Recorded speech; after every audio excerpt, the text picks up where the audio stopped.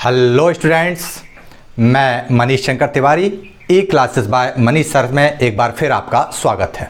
आप लोग अभी पढ़ रहे होंगे हमारा घर हमारा विद्यालय के अंतर्गत उस दी गई समय सारणी के आधार पर, और उसमें पहले से ही हमने बहुत सारा कंटेंट बनाकर इस चैनल पर डाल दिया गया। अब चूंकि हम भारतीय प्रजातंत्र की कार्यप्रणाली पर काम कर रहे थे, का अध्ययन कर रहे थे, अध्यापन कर रहे थे, और भारतीय प्रजातंत्र की कार्यप्रणाली पर आधारित उस पूरे चैप्टर को अगस्त माह में हमको हमारा घर हमारा विद्यालय के अंतर्गत कंप्लीट भी करना है। तो उसी कड़ी को हम आगे बढ़ाते हैं और हमने केंद्रीय प्रशासन या केंद्रीय सरकार, संघ सरकार के बारे में लगभग सब कुछ पढ़ चुके हैं, समझ चुके हैं, और अब बारी है हमको पढ़ने की राज्य प्रशासन की। तो आज हम इसी राज्य प्रशासन के बारे में पढ़ने जा रहे हैं। एक तरह से ये आपका रिवीजन कह लो, पूरा अध्याय जो आप लोगों ने अभी तक पढ़ चुके हो इसका पूरा रिवीजन समझ लीजिए आप इसको। क्यों? क्योंकि भारत की जो शासन व्यवस्था का जो चार्ट शुरू में आपने देखा था, अभी आगे इसी वीडियो में हम दिखाएंगे आपको, उसमें यह बताया गया था कि भारत में दोहरी शासन व्यवस्था है, एक केंद्र की शासन व्यवस्था और एक प्रांत की शासन व्यवस्था। तो जो केंद्र की शासन व्यवस्था है उसमें भी एक व्यवस्थापिका है, एक कार्यपालिका है और एक न्यायपालिका है। इस तरह से तीन चीजें हैं। इस तरफ राज्य की शासन व्यवस्था में भी एक व्यवस्थापिका है, एक कार्यपालिका है और एक न्यायपालिका है। मतलब दोनों तरफ व्यवस्थाएं बराबर हैं। अंतर क्या है? संविधान में इसमें बड़ा अंतर किया गया है कि केंद्र की जो सरकार है वो केंद्रीय सूची या संघ सूची में दिए गए विषयों पर ही कानून बनाएगी, जबकि राज्य की सरकार राज्य सरकार में दी गई सूची पर कानून बनाएगी। एक और सूची है समवर्ती सूची, जिस पे राज्य की सरकार भी कानून बनाएगी, केंद्र की सरकार भी कानून बनाएगी। वरीयता केंद्र की सरकार को दिया जाएगा। केंद्रीय सरकार के द्वारा बनाए कानून का उल्लंघन राज्य सरकार का कानून न करे, यह देखा जाता है। फिर आती है व्यवस्थापिका। तो केंद्रीय व्यवस्थापिका में जो संसद में है वह है एक लोकसभा और एक है राज्यसभा। प्रांतीय व्यवस्था में एक विधानमंडलीय व्यवस्था, यहां संसद के दो सदन थे, लोकसभा और राज्यसभा। यहां पर विधानमंडल होता है, विधानमंडल के दो सदन होते हैं, एक विधान परिषद और एक विधानसभा। हालांकि विधान परिषद सभी राज्यों में नहीं है, 5, 6 या 7 राज्यों में है, जो आगे हम इसी वीडियो में देखेंगे। हमारे मध्य प्रदेश में क्या व्यवस्था है, कैसी व्यवस्था है, इसको आगे पढ़ेंगे। तो आज हम इसी राज्य प्रशासन के बारे में पढ़ेंगे और फिर अगले वीडियो में हम राज्यपाल, मुख्यमंत्री और राज्य स्तरीय न्यायपालिका अर्थात उच्च न्यायालय के बारे में पढ़ेंगे। तो चलिए हम आरंभ करते हैं। भारतीय प्रजातंत्र की कार्यप्रणाली और उसके अंतर्गत है राज्य प्रशासन। जैसा कि मैं अभी बात कर रहा था कि भारतीय प्रशासन व्यवस्था का यह चार्ट आप लोगों ने देखा होगा। तो इस चार्ट के हिसाब से आपको करना है कि भारतीय प्रशासन व्यवस्था जो दो भाग है, केंद्र सरकार, राज्य सरकार, इसको इस तरह से समझिए। भारतीय प्रशासन व्यवस्था यह दो भागों में बटी हुई, मतलब दोहरी सरकार है। यहाँ पर एक है केंद्र सरकार और दूसरी है राज्य सरकार। केंद्र सरकार के अंतर्गत सरकार के 3 अंग हैं। पहला व्यवस्थापिका। तो राज्य सरकार में भी वही व्यवस्था कॉपी पेस्ट है, कोई अंतर नहीं है, यहां पर भी व्यवस्थापिका। केंद्र सरकार में कार्यपालिका है, राज्य सरकार में भी कार्यपालिका, और यहां केंद्र सरकार में न्यायपालिका है तो राज्य सरकार में भी न्यायपालिका। मतलब केंद्र सरकार की 3 अंग तो इधर प्रांतीय सरकार के भी 3 अंग हैं। अब व्यवस्थापिका के अंतर्गत क्या क्या होता है? लोकसभा, जिसको हम निम्न सदन भी कहते हैं, यहां पर जनता से चुने हुए प्रतिनिधि, डायरेक्ट चुने हुए प्रतिनिधि आते हैं प्रत्यक्ष मतदान द्वारा। राज्यसभा, जहां पर हमारे विधायकों द्वारा प्रतिनिधि चुनकर भेजे जाते हैं। इधर आती व्यवस्थापिका में विधानसभा निम्न सदन कहलाता है। यहां पर विधायकों का चुनाव जनता द्वारा प्रत्यक्ष रूप से होता है, जबकि विधान परिषद पर अप्रत्यक्ष रूप से चुनाव होता है। कार्यपालिका में राष्ट्रपति आते हैं केंद्र सरकार की, और राज्य सरकार की कार्यपालिका में राष्ट्रपति के द्वारा नियुक्त किया गया राज्यपाल होता है। राज्यपाल की नियुक्ति राष्ट्रपति करता है, लेकिन आप पहले पढ़ चुके हैं राष्ट्रपति कोई भी काम करता है लेकिन स्वयं के विवेक से नहीं करता है, उसको मशविरा देने वाला होता है वास्तविक कार्यपालिका। और वास्तविक कार्यपालिका की शक्ति किसमें निहित होती है? प्रधानमंत्री और मंत्रिपरिषद में। अर्थात राष्ट्रपति को मंत्रिपरिषद सलाह देती है, फिर राष्ट्रपति राज्यों में राज्यपाल की नियुक्ति करता है। कार्यपालिका की प्रमुख शक्ति वास्तविक कार्यपालिका, मंत्रिपरिषद, यहाँ पर भी मंत्रिपरिषद राज्य स्तरीय, लेकिन प्रधानमंत्री सहित जो मंत्रिपरिषद है वह केंद्र सरकार की, और मुख्यमंत्री सहित जो मंत्रिपरिषद है वह राज्य सरकार की वास्तविक कार्यपालिका कहलाती है। अब न्यायपालिका में यहाँ आता है सर्वोच्च न्यायालय, यहाँ आता है उच्च न्यायालय।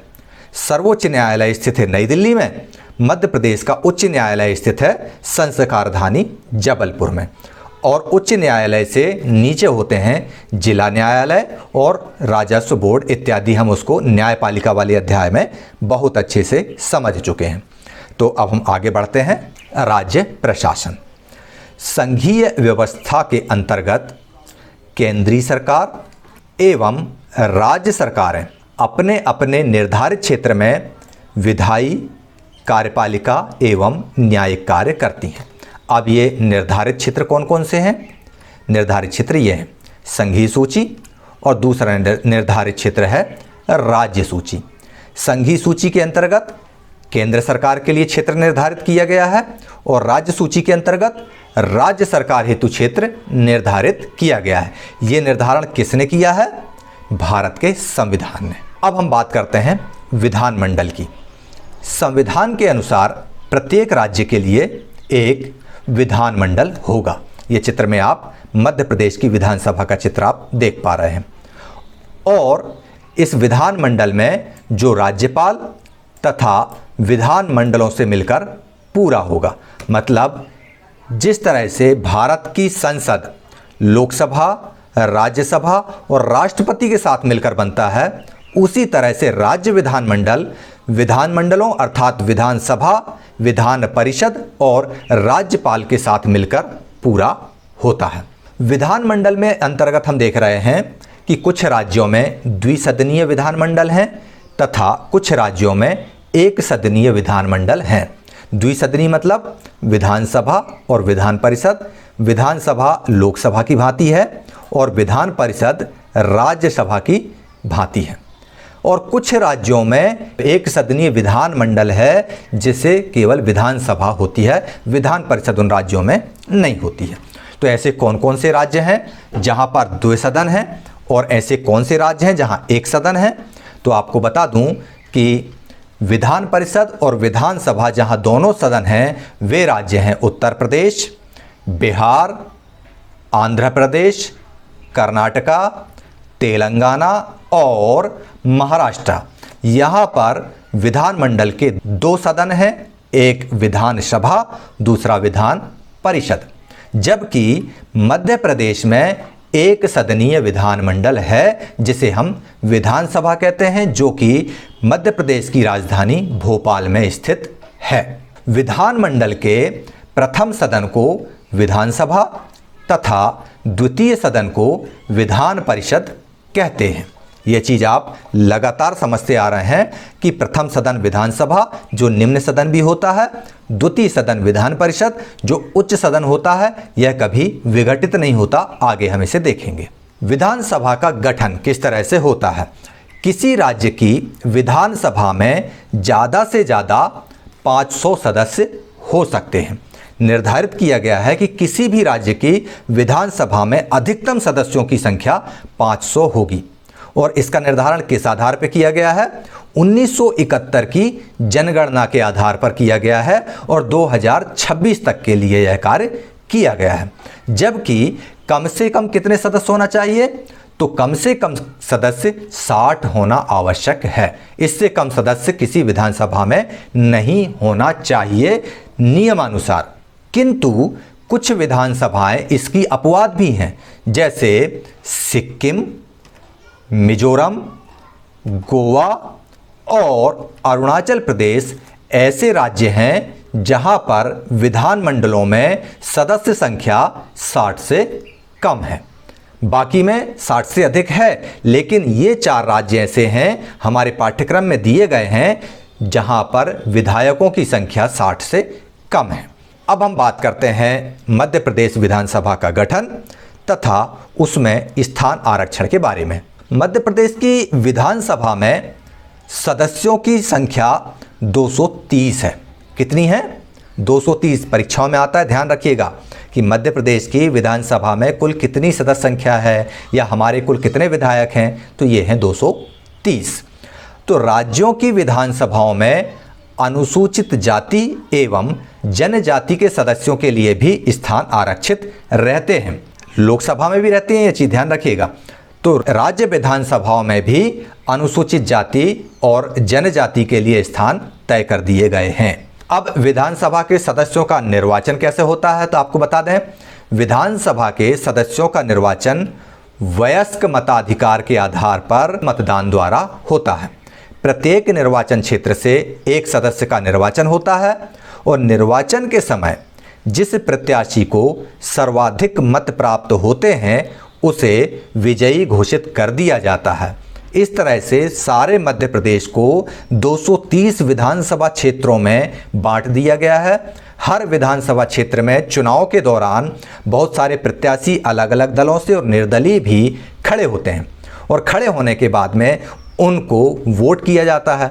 जिसको सबसे ज़्यादा वोट मिलते हैं वो भोपाल स्थित विधानसभा का सदस्य बन जाता है, विधायक कहलाने लगता है। आपको याद आया, ऐसा ही लोकसभा में हो रहा था। पूरे भारत को 543 लोकसभा क्षेत्रों में विभाजित किया गया है, जहां पर वयस्क मताधिकार से हम एक एक क्षेत्र से एक एक सांसद चुनकर नई दिल्ली भेजते हैं, जो सांसद कहलाते हैं और संसद भवन में जाकर बैठते हैं। अब ये पहली बार आया है मतदाताओं की योग्यताएं। अभी तक आपने किन किन की योग्यताएं देखी? लोकसभा सदस्य की क्या योग्यता हो, राज्यसभा सदस्य बनने के लिए क्या योग्यता हो, राष्ट्रपति बनने के लिए क्या योग्यता हो, प्रधानमंत्री बनने के लिए क्या योग्यता हो, उपराष्ट्रपति बनने की क्या योग्यता हो। अब आपको देखना है कि हमारी मतलब 18 वर्ष की आयु पूर्ण कर चुके भारतीय नागरिक मतदाता कब बनेगा। मतदाताओं की वो योग्यताएं आप देख रहे हैं। तो पहली योग्यता है मतदाता 18 वर्ष की आयु पूरी कर चुका हो। सबसे पहली योग्यता कि वह 18 वर्ष की आयु कंप्लीट कर लिया हो। दूसरी योग्यता है उसे संबंधित प्रदेश का निवासी होना चाहिए तथा उसका नाम मतदाता सूची में होना चाहिए। देखिए, अगर मुझे मध्य प्रदेश में वोट देना है तो मैं मध्य प्रदेश का निवासी होना मेरे लिए ज़रूरी है। यदि मेरे को बिहार चुनाव में वोट करना है तो मुझे बिहार में बिहार का मूल निवासी होना ज़रूरी है। लेकिन आप बताइए, मेरी आयु 18 वर्ष पूरी हो चुकी है, मैं मध्य प्रदेश का निवासी हूँ, तो क्या मैं सीधे वोट डालने वाली जगह पर पोलिंग स्टेशन पर जाकर सीधे वोट दे सकता हूँ क्या? नहीं, उसके लिए मतदाता सूची में नाम होना आवश्यक है। उसके लिए आपको एक इस तरह का वोटर आईडी कार्ड मिलता है, जिससे हमको पता चलता है कि हमारा नाम मतदाता सूची में दर्ज हो चुका है। तो समझ में आया, 18 वर्ष की आयु अकेली पूर्ण करना शर्त नहीं है। मुख्य शर्त यह भी है कि उस प्रदेश का निवासी भी हो और नाम मतदाता सूची में भी हो। इसके अलावा किसी सक्षम न्यायालय द्वारा उसे मतदान के लिए अयोग्य घोषित ना किया गया हो। किसी कोर्ट ने ये ना बोला हो कि आप वोट नहीं डाल सकते। मान लो आपका नाम मतदाता सूची में भी है, आप 18 वर्ष की आयु पूर्ण कर चुके हो और न्यायालय ने बोल दिया आप वोट नहीं दे सकते, तो भी आप मतदाता की योग्यता धारण नहीं कर सकते। तो इस तरह से ये 3 प्रमुख योग्यताएं हैं जिनको आप लोग याद रखिए। अब बात आती है प्रत्याशियों की योग्यता। हम वोटर तो बन गए, लेकिन अगर हमें खुद चुनाव लड़ना है तो हमारे पास क्या योग्यता होना चाहिए प्रत्याशी बनने की? तो पहली योग्यता है भारत का नागरिक हो। मतलब भारत में चूंकि एकहरी नागरिकता है, इसलिए किसी भी राज्य में चुनाव लड़ने के लिए आपको सबसे पहली शर्त भारत देश का नागरिक होना चाहिए और फिर उस राज्य का नागरिक या निवासी होना चाहिए। नागरिक तो आप भारत के हो गए, लेकिन उस राज्य का मूल निवासी आपको होना होगा। दूसरा यह है कि प्रत्याशी द्वारा कम से कम 25 वर्ष की आयु पूरी कर चुका हो, तभी वह विधानसभा का चुनाव लड़ सकता है। यही योग्यताएं लोकसभा प्रत्याशी के लिए भी थीं। अगली है लाभ के पद पर ना हो, संघ या प्रांत में किसी भी स्थिति में वह किसी लाभ के पद पर ना बैठा हो। इसके बाद सक्षम न्यायालय द्वारा उसे चुनाव लड़ने से अयोग्य घोषित ना किया हो और संसद या राज्य विधानमंडल द्वारा जो भी शर्तें चुनाव लड़ने के लिए निर्धारित की गई हैं उन्हें वह पूरा करता हो, सजायाफ्ता मुजरिम ना हो और शपथ पत्र इत्यादि भर के देना पड़ता है, वो सारी चीज़ें वो करे। अब मतदाता की योग्यता हो गई, प्रत्याशी की योग्यता हो गई, वोट डाल दिए, चुनाव जीत गए और विधानसभा में पहुंच गए। अब हमको पता करना है कार्यकाल कितना होना चाहिए। तो विधानसभा के जो सदस्य का कार्यकाल है वह 5 वर्ष होता है। इस तरह से उस विधानसभा का कार्यकाल भी उस मंत्रिपरिषद का, उस मंत्रिमंडल का मुख्यमंत्री सहित कार्यकाल 5 वर्ष होता है। लेकिन राज्यपाल जो है वह मुख्यमंत्री की सलाह पर विधानसभा को समय से पहले भी भंग कर सकता है। सेम कॉपी पेस्ट हो रहा है ये। उधर लोकसभा का कार्यकाल 5 वर्ष के लिए होता है, राष्ट्रपति प्रधानमंत्री की सलाह पर लोकसभा को समय से पहले भंग कर सकता है। देख चुके हैं आप लोग। यही चीज राज्य सरकार के लिए भी लागू होती है। राज्य विधानमंडल को भंग किया जा सकता है समय से पहले यदि मुख्यमंत्री राज्यपाल को सलाह दे तब। विधान परिषद कभी भंग नहीं होता, इसके सदस्य जरूर हर 2 साल में बदलाते हैं, लेकिन विधान परिषद एक स्थायी सदन होता है राज्यसभा की भांति। अब विधानसभा के अधिकारों पे हम बात करें कि विधानसभा के क्या क्या अधिकार हैं। तो विधानसभा के सदस्य अपने सदस्यों में से ही एक सदस्य को अध्यक्ष बनाते हैं, जिसे हम विधानसभा अध्यक्ष कहते हैं, और एक सदस्य को उपाध्यक्ष तय कर लेते हैं, जिसे हम विधानसभा उपाध्यक्ष कहते हैं। इस तरह से विधानसभा अध्यक्ष और विधानसभा उपाध्यक्ष दोनों ठीक वैसे ही काम करते हैं, उनको वही शक्तियां प्राप्त होती हैं जो लोकसभा के अध्यक्ष को और लोकसभा के उपाध्यक्ष को प्राप्त हैं। हम ये चीज़ पढ़ चुके हैं, इसलिए आपको इसे समझने में बहुत ज़्यादा कठिनाई नहीं होगी। अब विधि निर्माण का कार्य, तो राज्य सरकार को राज्य सूची और समवर्ती सूची पर जो विषय दिए गए हैं उन पर विधानसभाओं में विधि निर्माण का अधिकार प्राप्त है। और विधि निर्माण का तरीका यहाँ पर भी वही है, प्रथम वाचन, द्वितीय वाचन, तृतीय वाचन, वोटिंग और इसके बाद में राज्यपाल के पास में हस्ताक्षर करने के लिए भेजा जाना।